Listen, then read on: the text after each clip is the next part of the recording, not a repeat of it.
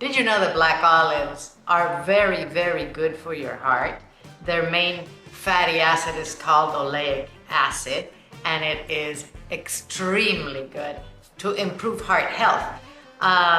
They are full of antioxidants. They're very high in vitamin E. They have iron, copper, calcium, sodium. They have components that help fight inflammation. Antioxidants reduce your chances of chronic diseases like heart disease and cancer. They may regulate cholesterol, protect the LDL in your body from oxidating, and they have some components that prevent bone loss. To this we add onion, also full of antioxidants and anti-inflammatories and great nutrients for your body, and garlic, anti-inflammatory, antioxidant, antiviral, antibacterial, miracle spice, and parsley, full of plant antioxidants, really good for you.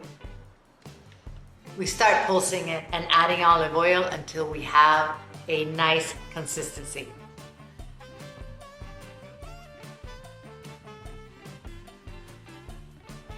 And we have wonderful tapenade.